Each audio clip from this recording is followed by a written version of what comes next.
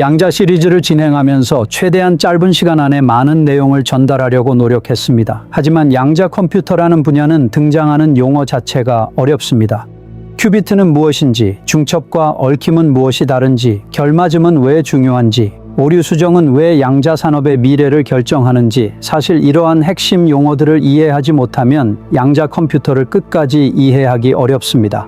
그래서 오늘은 양자 컴퓨터를 구성하는 핵심 개념들을 좀 더 자세히 정리해 보겠습니다. 오늘 10분만 투자하시면 앞으로 양자 컴퓨터 기업 분석 기사와 기술 보고서가 훨씬 쉽게 읽히게 될 것입니다. 그리고 향후 5년 동안 어떤 기업이 진짜 기술적 혜자를 가지고 있는지 판단하는 기준도 생기게 될 것입니다. 양자 컴퓨터라는 복잡한 미로를 탈출하기 위해서는 반드시 이해해야 하는 9개의 핵심 용어가 있습니다. 큐비트, 중첩, 얽힘, 간섭, 알고리즘, 결맞음 붕괴, 오류 수정, 그리고 논리 큐비트입니다. 오늘 영상은 결국 이 9개의 용어가 어떻게 연결되어 하나의 양자 컴퓨터를 만드는지를 이해하는 과정이라고 보시면 됩니다. 큐비트는 양자 컴퓨터가 사용하는 정보의 기본 단위입니다. 일반 컴퓨터의 비트가 전등 스위치라면 큐비트는 조광기와 같습니다. 전등 스위치는 0과 1밖에 표현하지 못하지만 조광기는 밝기를 연속적으로 조절할 수 있습니다. 큐비트 역시 0과 1만 존재하는 것이 아니라 0과 1 사이의 양자 상태를 표현할 수 있습니다. 결국 큐비트는 양자 컴퓨터의 심장을 무엇으로 만들 것인가에 대한 철학입니다. 현재 큐비트를 만드는 방식은 크게 4가지입니다. 초전도 회로, 이온 트랩, 중성 원자, 광자 방식입니다. 초전도 방식은 인공적으로 원자처럼 행동하는 회로를 만들고, 이온 트랩과 중성 원자는 실제 원자 또는 이온을 사용합니다. 광자는 빛 자체를 이용합니다. 결국 경쟁의 핵심은 하나입니다. 무엇으로 양자 상태를 만들 것인가, 그리고 얼마나 오래 유지하고 얼마나 정확하게 제어할 수 있는가입니다. 초전도 회로 방식은 밀리미터 크기의 회로 안에 조셉슨 접합이라는 구조를 만듭니다. 얇은 절연체가 들어간 이 접합부는 회로에 비선형성을 부여합니다. 그 결과 회로는 원자처럼 분리된 에너지 준위를 갖게 됩니다. 그리고 특정 주파수의 마이크로파를 이용해 정확히 0과 1 상태만 제어할 수 있게 됩니다. 그래서 우리는 이 회로를 인공원자라고 부릅니다.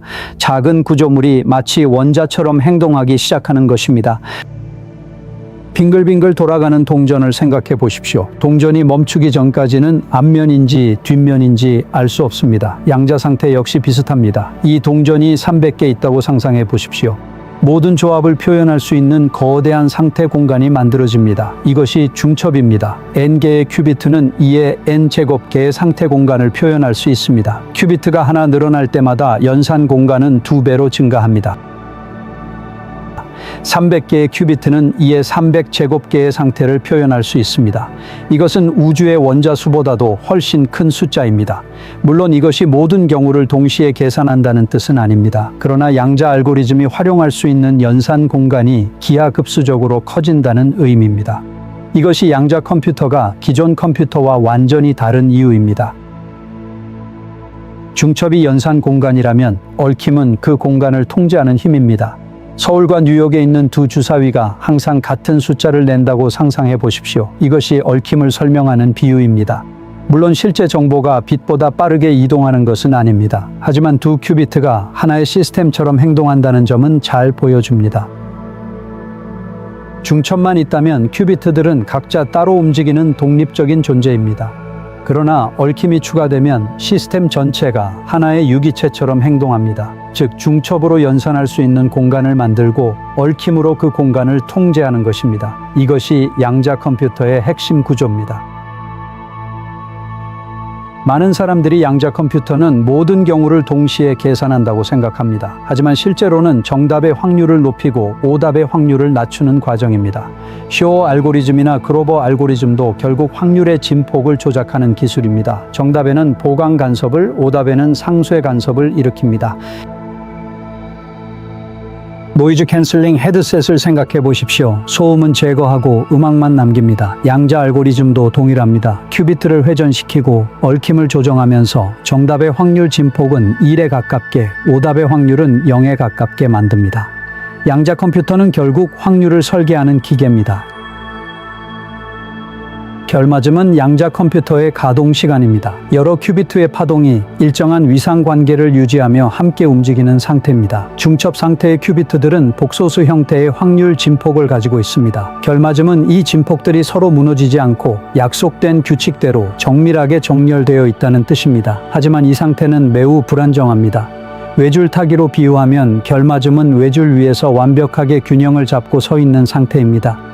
붕괴는 지나가던 바람, 즉 환경의 줄이 흔들려 아래로 떨어지는 즉 데이터가 쓰레기가 되는 것입니다. 온도, 전자기파, 진동, 외부 환경과 조금만 상호작용해도 양자 상태는 붕괴합니다. 이를 결맞음 붕괴라고 합니다.